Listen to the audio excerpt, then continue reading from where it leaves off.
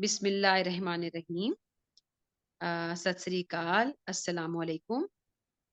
ਅੱਜ ਅਸੀਂ ਗੁਰਮੁਖੀ ਲਿਖਣਾ ਸਿੱਖਾਂਗੇ ਕਿ ਕਿਸ ਤਰ੍ਹਾਂ ਗੁਰਮੁਖੀ ਅੱਖਰ ਸਿੱਖਣ ਤੋਂ ਬਾਅਦ ਅਸੀਂ ਉਹਨਾਂ ਤੇ ਮਾਤਰਾ ਲਾ ਕੇ ਮੁਕੰਮਲ ਔਰ ਬਕਾਇਦਾ ਲਫ਼ਜ਼ ਬਣਾ ਸਕਨੇ ਹਾਂ।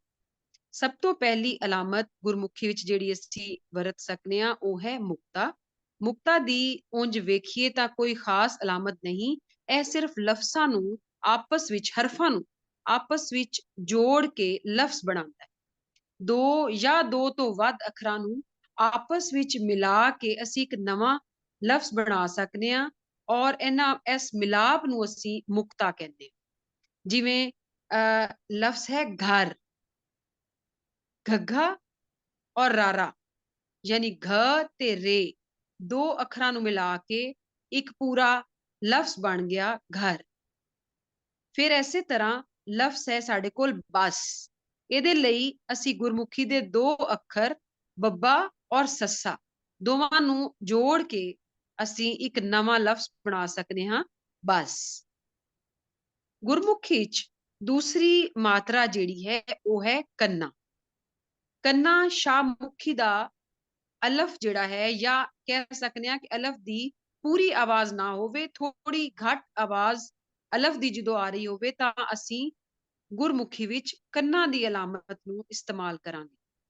जिवें लफ्ज लिखिए असीं कार, ਇਹਦੇ ਵਿੱਚ ਪਹਿਲੇ ਕੱਕਾ ਲੱਗੇਗਾ, ਕੱਕਾ ਦੇ ਨਾਲ ਕੰਨਾ ਔਰ ਫਿਰ ਰਾਰਾ, ਤੇ ਇਹ ਲਫ਼ਜ਼ ਬਣ ਜਾਏਗਾ ਸਾਡੇ ਕੋਲ ਕਾਰ। ਇਸੇ ਤਰ੍ਹਾਂ ਅਗਲਾ ਹਰਫ ਅਸੀਂ ਅਗਰ ਬਣਾਈਏ ਲਫ਼ਜ਼ ਰਾਜਾ, ਤੇ ਇਹਦੇ ਵਿੱਚ ਰਾਰਾ, ਰਾਰਾ ਦੇ ਨਾਲ ਕੰਨਾ ਔਰ ਫਿਰ ਜੱਜਾ ਔਰ ਜੱਜਾ ਦੇ ਨਾਲ ਫਿਰ ਕੰਨਾ, ਤੇ ਇਹ ਬਣ ਜਾਏਗਾ ਰਾਜਾ।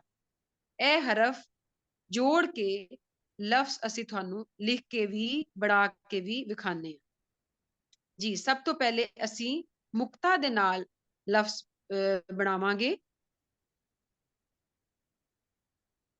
ਇਹ ਸਾਹਮਣੇ ਸਕਰੀਨ ਤੇ ਘੱਗਾ ਬਣ ਗਿਆ। ਘੱਗਾ ਦੇ ਨਾਲ ਅਸੀਂ ਰਾਰਾ ਨੂੰ ਜੋੜ ਦਿੱਤਾ। ਪੂਰੇ ਦੋਵੇਂ ਹਰਫ ਨੇ ਸਿਰਫ ਆਪਸ ਵਿੱਚ ਜੁੜੇ ਨੇ ਤੇ ਇੱਕ ਲਫ਼ਜ਼ ਬਣ ਗਿਆ ਹੈ ਘਰ।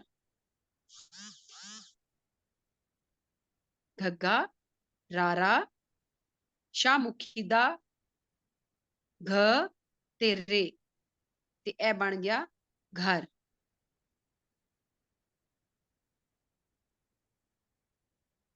घर रे घर। ते Gurmukhi which very simple, Ghagga नू हरफ घग्गा नू रारा दे नाल मिलाया है ते घर बन गया लफ्ज। दूसरी मिसाल असी दिती बस। बस लई ए तुहाडे सामने बब्बा बन गया। बब्बा दे नाल ही असी सस्सा नू जोड़ दिता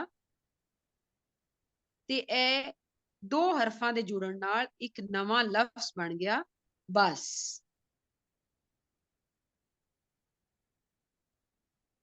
बस, बे सीन बस। कन्ना शाहमुखी विच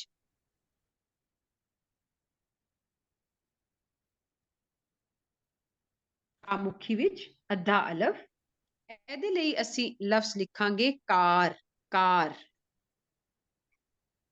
ਕੱਕਾ, ਕੱਕਾ ਦੇ ਨਾਲ ਕੰਨਾਂ ਦੀ ਅਲਾਮਤ ਪਾਵਾਂਗੇ ਤੇ ਨਾਲ ਰਾਰਾ ਜੋੜ ਦਿਆਂਗੇ, ਇਹ ਬਣ ਗਿਆ ਕਾਰ। ਅਗਲੀ ਮਿਸਾਲ ਰਾਜਾ। शाहमुखी विच कार, काफ अलिफ का ते रे, कार। अगला लफ्ज है साडा राजा। राजा लई रारा, ओदे नाल ए कन्ना आ गया, जज्जा और फिर कन्ना, ए बन गया राजा।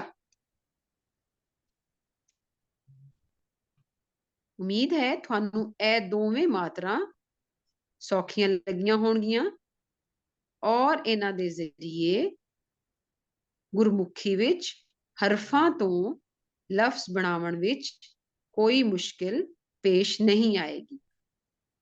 औंकड़ ते दो लैंकड़। अज असी सिखांगे गुरमुखी दियां अगलियां दो मात्रां यानी औंकड़ ते दो लैंकड़।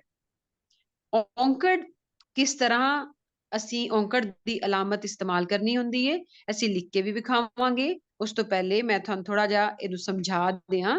ਇਹ ਅਲਾਮਤ ਅੱਖਰ ਦੇ ਹੇਠਾਂ ਲਾਈ ਜਾਂਦੀ, ਯਾਨੀ ਥੱਲੇ ਲਾਈ ਜਾਂਦੀ, ਔਰ ਇਸ ਦੀ ਆਵਾਜ਼ ਸ਼ਾਹਮੁਖੀ ਵਿੱਚ ਪੇਸ਼ ਦੀ ਆਵਾਜ਼ ਵਰਗੀ ਹੁੰਦੀ। ਠੀਕ ਹੈ ਜੀ। ਐੜਾ ਦੇ ਨਾਲ ਔਰ ਈੜੀ ਦੇ ਨਾਲ ਨਹੀਂ ਲੱਗਦੀ, ਬਾਕੀ तमाम ਅੱਖਰਾਂ ਦੇ ਨਾਲ ਇਹ ਔਂਕੜ ਦੀ ਅਲਾਮਤ ਲੱਗ ਸਕਦੀ। जिमें उन, ठीक है, अलिफ पेश नून उन, ठीक है। और ਇਹਦੇ ਚ ਜਿਹੜਾ ਉੜਾ ਹੋਏਗਾ ਉਹਦੇ ਥੱਲੇ ਅਸੀਂ ਔਂਕੜ ਦੀ ਅਲਾਮਤ ਲਾਵਾਂਗੇ। ਇੰਜੀ ਕੁਰਸੀ, ਕੁਰਸੀ ਦੇ ਕਾਫ ਦੇ ਉੱਪਰ ਪੇਸ਼ ਹੁੰਦੀ ਹੈ, ਇਸ ਲਈ ਅਸੀਂ ਕੱਕਾ ਦੇ ਥੱਲੇ ਔਂਕੜ ਦੀ ਅਲਾਮਤ ਲਾਵਾਂਗੇ। ਠੀਕ ਹੈ ਜੀ। ਹੁਣ ਅਸੀਂ ਤੁਹਾਨੂੰ ਇਹ ਲਿਖ ਕੇ ਵੀ ਵਿਖਾਣੇ ਆ ਔਂਕੜ ਔਰ ਦੋ ਲੈਂਕੜ। औंकड़ जिस तरह मैं दसिया कि पेश की आवाज है, जबकि दो लैंकड़ जिहड़ी है जिवें दो एक औंकड़ एक है और दो लैंकड़ दो, ठीक है। ए दो बारी जिहड़ी है हरफ दे थल्ले अलामत पाई जाएगी।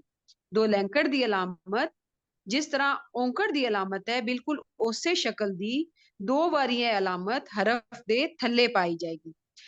औंकड़ वांग दो लैंकड़ भी ਐੜਾ ਤੇ ਈੜੀ ਤੋਂ ਇਲਾਵਾ ਬਾਕੀ ਸਾਰੇ ਅੱਖਰਾਂ ਦੇ ਹੇਠ ਲੱਗ ਸਕਦੀ ਹੈ। ਠੀਕ ਹੈ ਜੀ। ਜਿਵੇਂ ਬੂਟ, ਸੂਟ, ਹੁਣ ਬੇ ਦੇ ਉੱਪਰ ਪੇਸ਼ ਵੀ ਹੈ ਔਰ ਨਾਲ ਉਹਦੇ ਵਾ ਵੀ ਰਲ ਗਿਆ ਤੇ ਇਹ ਬਣ ਗਿਆ ਬੇ ਪੇਸ਼ ਵਾਓ ਬੂ, ਤੇ ਪੇਸ਼ ਵਾਓ ਟੂ। ਠੀਕ ਹੈ ਜੀ।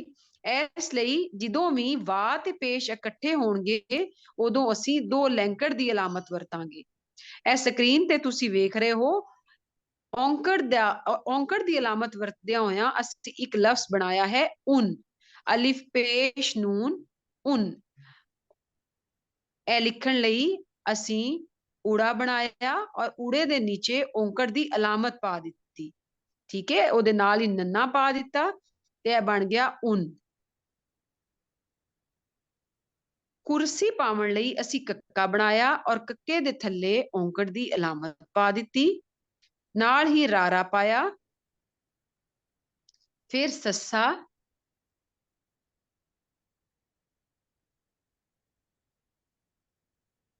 हुण यह बन गया कुर्स। ते जिदों इहदे थल्ले नाल बिहारी पा देंगे यानी छोटी ये लई गुरमुखी विच बिहारी दी अलामत वरती जाती है, जिहड़ी कि पुठा एफ लिखिए तो बिहारी बन जाती। बन गया कुर्सी, कुर्सी। काफ पेश रे कुर, सीन छोटी ये सी। सस्सा दे नाल उल्टा एफ जिहड़ा है वो छोटी ये निक्की ये लई वरत्या गया है। कुर्सी, कुर्सी। क्योंकि फोकस ते ज्यादा साडा गुरमुखी सिखाण ते, इस लई शाहमुखी जानन वालियां नूं समझ आ गई होएगी कि कुर्सी लिख के उसनूं गुरमुखी विच कुर्सी किस तरह लिखना है। कक्का, ओदे थल्ले औंकड़, फिर रारा, सस्सा और फिर बिहारी, ते यह बन गया कुर्सी। हुण असीं लफ्ज बनावांगे दो लैंकड़ दे नाल।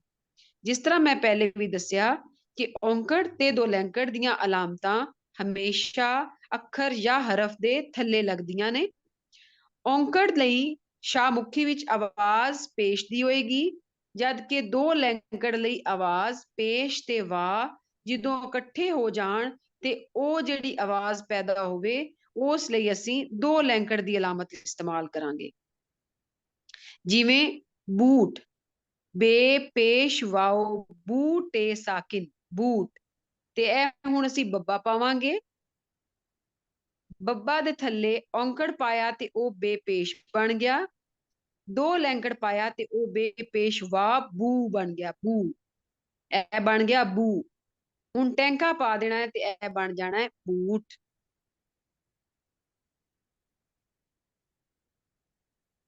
ए लो जी तुहाडे सामने बूट लिखिया गया है, ठीक है। गुरमुखी दे ओही दोनों अखर ने, लेकिन सिर्फ अलामत नीचे पा के दो लैंकड़ पा के असी इसनू बूट बना लिया है। बे पेश वाओ बू टे साकिन, ए बन गया जी बूट। अगला लफ्ज है साडा सूट।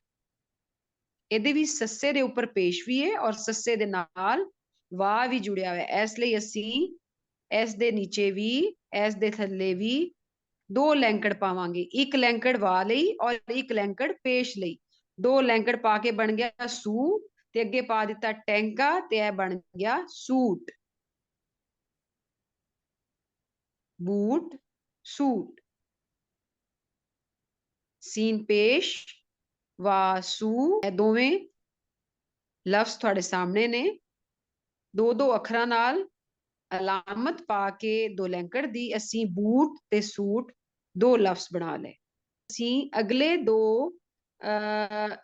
मात्रा जेड़ियां ने गुरमुखी दियां ओ सिखांगे सिहारी ते बिहारी। सिहारी जेड़ा है ए अखर तो पहले लगदा है। सिहारी सीधा एफ हुंदा है, ए अखर तो पहले लगदी है और शामुखी विच जेर दी आवाज लई एस नू वरतिया जांदा है। यानी शामुखी विच जदों भी जेर दी आवाज आ रही होएगी तां गुरमुखी विच असी सिहारी दी अलामत जां सिहारी दी मात्रा नू वरतांगे। ऊड़ा ते ऐड़ा तो अड बाकी सारियां अखरां दे नाल सिहारी दी अलामत वरती जा सकती है। ठीक है जी, जिवें सिट, हिट, किरण, इन्हां लफ्जां दे थल्ले जेर है। सिट, जे असी लफ्ज सिट लिखना होवे सस्सा पा के ਉਹਦੇ ਨਾਲ ਪਹਿਲੇ ਸ਼ੁਰੂ ਵਿੱਚ ਮੁੱਢ ਵਿੱਚ ਉਹਦੇ ਸਿਹਾਰੀ ਪਾਵਾਂਗੇ। ਸਿਹਾਰੀ ਦੀ ਅਲਾਮਤ ਜਿਵੇਂ ਮੈਂ ਪਹਿਲੇ ਵੀ ਦੱਸਿਆ ਸਿੱਧੇ ਐਫ ਵਾਂਗ, ਅੰਗਰੇਜ਼ੀ ਦਾ ਜਿਹੜਾ ਐਫ ਅਸੀਂ ਪਾ ਲੈਂਦੇ ਆ ਛੋਟੀ ABC ਵਾਲਾ, ਉਹ ਅਸੀਂ ਸੱਸੇ ਤੋਂ ਪਹਿਲੇ ਪਾ ਦਈਏ ਤੇ ਇਹ ਬਣ ਜਾਏਗਾ ਸੀਨ ਜ਼ੇਰ। ਸੀਨ ਜ਼ੇਰ ਤੇ ਟੈਂਕਾ ਪਾ ਕੇ ਇਹ ਬਣ ਜਾਏਗਾ ਸਿਟ। ਸੀਨ ਜ਼ੇਰ ਤੇ ਸਿਟ। ਸ਼ਾਹਮੁਖੀ ਵਿੱਚ ਜਦੋਂ ਵੀ ਕਿਸੇ ਅੱਖਰ ਦੇ ਥੱਲੇ ਜ਼ੇਰ ਦੀ ਆਵਾਜ਼ ਆਵੇ ਤਾਂ ਗੁਰਮੁਖੀ ਵਿੱਚ ਅਸੀਂ ਉਸ ਅੱਖਰ ਤੋਂ ਮੋਰੇ ਉਸ ਅੱਖਰ ਦੇ ਮੁੱਢ ਵਿੱਚ ਸਿਹਾਰੀ ਦੀ ਅਲਾਮਤ ਪਾ ਦਿਆਂ। ਇਹ ਬਣ ਗਿਆ ਸਿਟ। ਅੱਗੇ ਅਸੀਂ ਲਫ਼ਜ਼ ਲਿਖਾਂਗੇ ਕਿਰਨ, ਕੱਕਾ ਪਾ ਕੇ ਉਸ ਤੋਂ ਮੋਰੇ ਆ ਗਿਆ ਸਿਹਾਰੀ ਯਾਨੀ ਐਫ। ਕੇ ਬਣ ਗਿਆ ਕੇ, ਰਾਰਾ ਤੇ ਨੰਨਾ, ਇਹ ਬਣ ਗਿਆ किरण। सिहारी दे नाल असी लफ्ज बनाने सीख ले। सिहारी एफ दी शक्ल दी अलामत है, मात्रा है और इसनू असी किसी भी अखर दे मोहरे वरतने आ। शाहमुखी विच जदों भी सानू किसी लफ्ज दे थल्ले हरफ दे थल्ले जेर दी आवाज आएगी तां असी गुरमुखी विच सिहारी दी मात्रा नू वरतांगे। अगे है जी बिहारी जी। अगला अखर जिहड़ा सी अगली मात्रा जिहड़ी असी अज करांगे वो है बिहारी। सियारी वांगू बिहारी भी एफ दी शक्ल दी हुंदी है पर ए उल्टा एफ हुंदा है। सीधा एफ पाइए तां सिहारी, जद के पुठा एफ पाइए तां बिहारी बन जांदी है। ए भी अखर दे बाद विच लगदी है। एस दी आवाज शाहमुखी दे अखर छोटी ये दी हुंदी है। एस दी आवाज शाहमुखी दे अखर छोटी ये दी हुंदी है और हमेशा अखर दे अखीर विच लगदी। जिवें सिहारी शुरू विच लगदी है उंजी बिहारी अखीर विच लगदी है। सिहारी सीधा एफ जद के बिहारी पुठा एफ हुंदा है। ऊड़ा ते ऐड़ा तो अड बाकी सारियां अखरां दे नाल सिहारी वांगू ऊड़ा ते ऐड़ा तो अड बाकी सारे अखरां दे नाल बिहारी दी अलामत वरती जा सकदी है।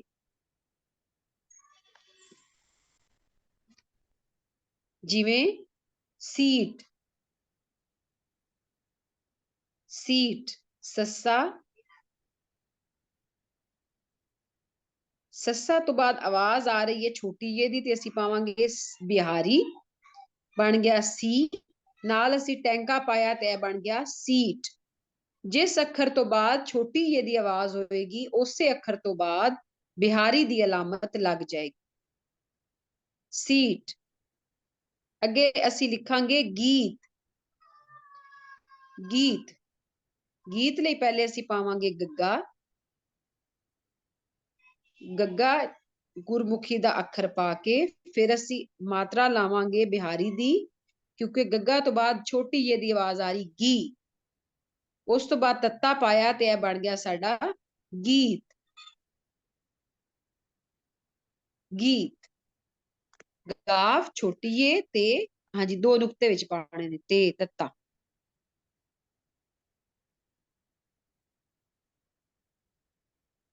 जी यह बन गया गीत। सीट।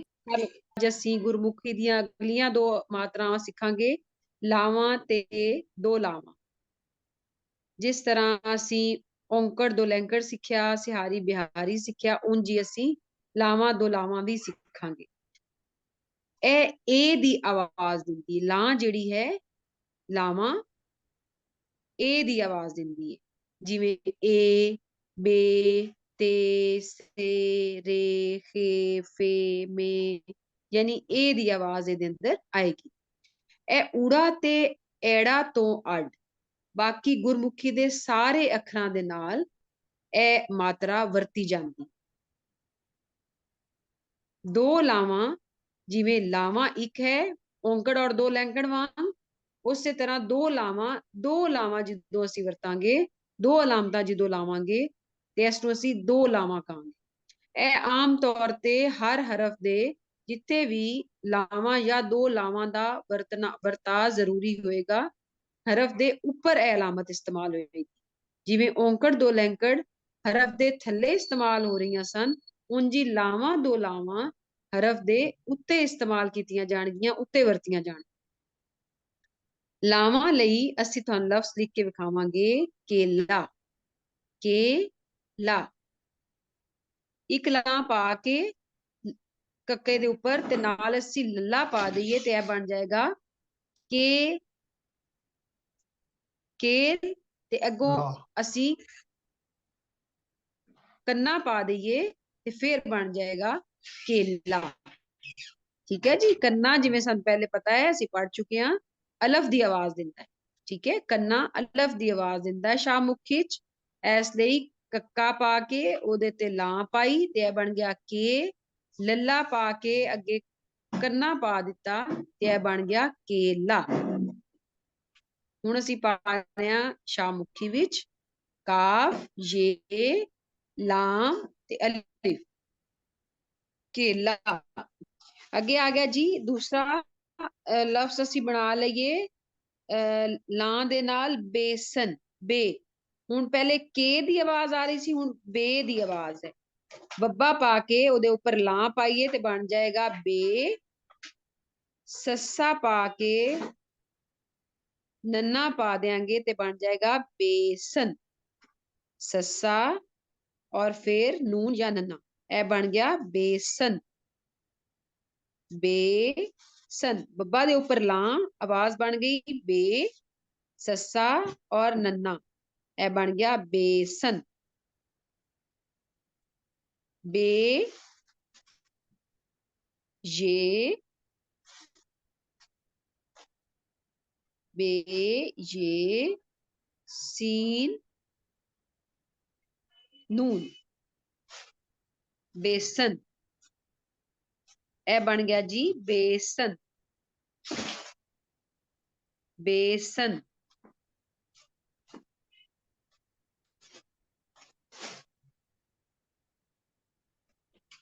दो लां दे नाल दो लावां जी पहले ਅਸੀਂ ਸਿੱਖਿਆ ਲਾਂ ਦੇ ਨਾਲ ਲਫ਼ਜ਼ ਬਣਾਉਣੇ ਹੁਣ ਅਸੀਂ ਸਿੱਖਾਂਗੇ ਦੋ ਲਾਵਾਂ ਦੇ ਨਾਲ ਲਫ਼ਜ਼ ਬਣਾਉਣੇ। दो लावां जिवें ला जिहड़ी है ਉਹ ਉਸ ਵੇਲੇ ਵਰਤੀ ਜਾਂਦੀ ਹੈ ਜਦੋਂ ਆਵਾਜ਼ ਹੋਵੇ ਏ ਦੀ, ਲੇਕਿਨ ਜਦੋਂ ਆਵਾਜ਼ ਐ ਦੀ ਆਵੇ ਤੇ ਉਸ ਵੇਲੇ ਅਸੀਂ ਦੋ ਲਾਵਾਂ ਦੀ ਅਲਾਮਤ ਵਰਤਾਂਗੇ। ਜਿਵੇਂ ਸੈਰ, ਸੈ ਆਵਾਜ਼ ਆ ਰਹੀ ਹੈ ਐ ਸੈ, ठीक है जी। इस ते दो लावां वरतियां सस्से दे उपर, ए बन गया सै, नाल ही असी रारा पा लिया ते ए बन गया लफ्ज साडे कोल सैर। अगला लफ्ज असी लिखांगे जी दो लां दे नाल बैल। बैल लई असी पहले बनाया बब्बा,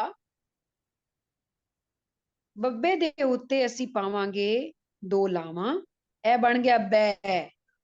अगे सिंपल लल्ला पावांगे ते बन जाएगा बैल, बैल। ठीक है जी। सैर और बैल दो असी लफ्ज बनाए दो लावां दे नाल। इत्थे वेखो बे दी आवाज बे नहीं है बै, जो बै दी आवाज आए तां असां दो लावां वरतनियां ने, और लावां ते दो लावां हमेशा अखर दे उत्ते लगाइयां जांदियां ने। बैल, ए बे ये लाम बैल।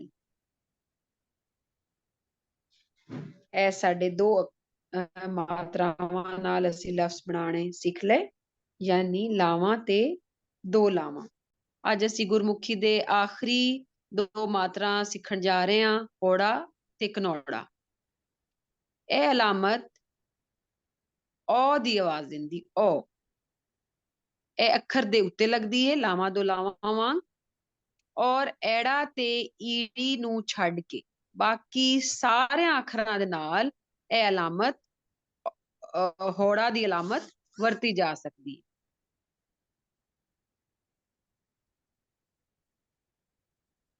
ਊੜਾ ਦੇ ਨਾਲ, ਊੜਾ ਦੇ ਅੱਖਰ ਦੇ ਨਾਲ ਜਦੋਂ ਹੋੜਾ ਦੀ ਅਲਾਮਤ ਵਰਤੀ ਜਾਏਗੀ ਤਾਂ ਊੜਾ ਦਾ ਮੂੰਹ ਉੱਪਰੋਂ ਖੁੱਲਾ ਰੱਖਿਆ ਜਾਏਗਾ। ਠੀਕ ਹੈ ਜੀ। ਊੜਾ ਦਾ ਮੂੰਹ ਉੱਪਰੋਂ ਖੁੱਲਾ ਰੱਖਿਆ ਜਾਂਦਾ ਹੈ। ਹੁਣ ਅਸੀਂ ਦੋ ਲਫ਼ਜ਼ ਮਿਸਾਲ ਦੇ ਤੌਰ ਤੇ ਤੁਹਾਨੂੰ ਬਣਾ ਕੇ ਵਿਖਾਵਾਂਗੇ। ਜਿਵੇਂ ਰੋਲ, ਆਵਾਜ਼ ਕੀ ਹੈ ਓ, ਬੋ, ਤੋ, ਰੋ, ਸੋ।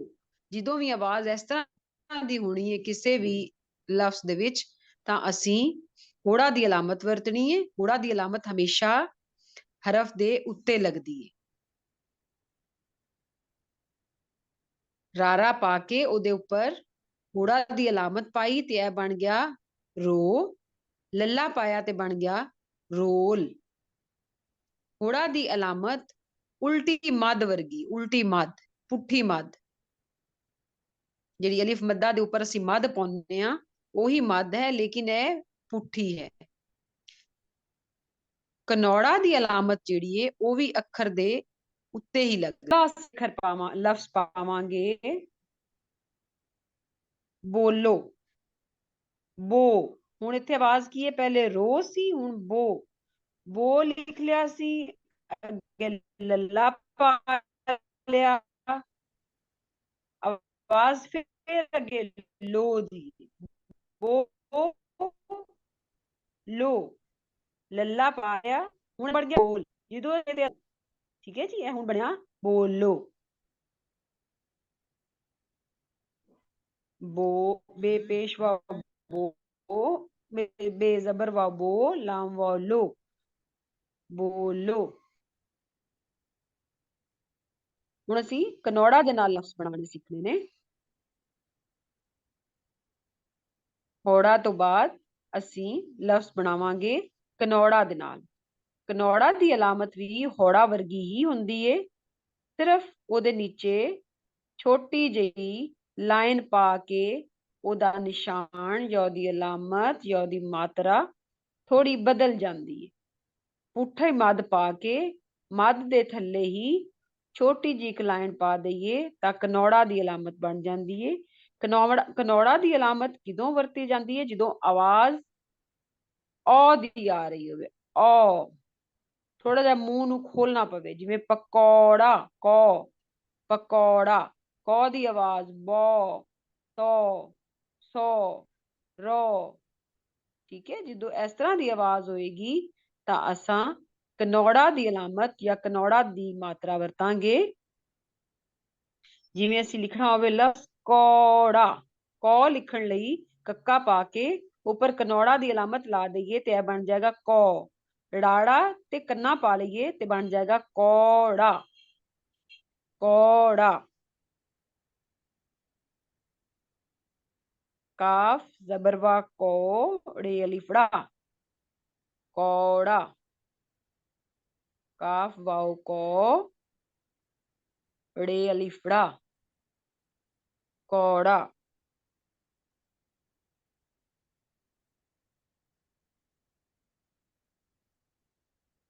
ਅਸੀਂ ਲਿਖਾਂਗੇ ਕੌਣ, ਕੱਕਾ ਪਾ ਕੇ ਉਹਦੇ ਉੱਤੇ ਕਨੌੜਾ ਦੀ ਅਲਾਮਤ ਪਾ ਲਈ, ਕੌਣ ਤੇ ਅੱਗੇ ਅੜ ਨੂੰ ਨਾਣਾ, ਇਹ ਬਣ ਗਿਆ। ਕਿਉਂਕਿ ਆਵਾਜ਼ ਆ ਰਹੀ ਕੌਣ, ਕੌਣ ਨਹੀਂ। ਜਦੋਂ ਕੌਣ ਅਸੀਂ ਲਿਖਣਾ ਹੋਵੇ ਤੇ ਫਿਰ ਅਸੀਂ ਨੂਨ ਪਾਵਾਂਗੇ ਨੰਨਾ, ਲੇਕਿਨ ਇੱਥੇ ਅੜ ਨੂਨ ਇਸ ਲਈ ਆਵਾਜ਼ ਹੈ ਕਿਉਂਕਿ ਆਵਾਜ਼ ਜਿਹੜੀ ਉਹ ਨੱਕ ਥਾਣੀਓ ਨਿਕਲ ਰਹੀ ਹੈ। ਕੌਣ, ਕਾਫ ਵਾਓ ਕੌ, ਕੌ ਲਈ ਅਸੀਂ ਕੱਕਾ ਦੇ ਉੱਪਰ ਕਨੌੜਾ ਪਾਇਆ ਤੇ ਬਣ ਗਿਆ ਕੌ, ਨੰਨਾ ਪਾ ਲਿਆ ਤੇ ਇਹ ਬਣ ਗਿਆ ਕੌਣ। ਜੀ ਇੰਜ ਅਸੀਂ ਗੁਰਮੁਖੀ ਦੇ ਸਾਰੇ ਅੱਖਰਾਂ ਤੇ ਮਾਤਰਾ ਪਾ ਕੇ ਲਫ਼ਜ਼ ਬਣਾਉਣ ਦਾ ਵੱਲ ਸਿੱਖ ਲਿਆ। ਬਹੁਤ ਸ਼ੁਕਰੀਆ ਜੀ, ਰੱਬ ਰਾਖਾ।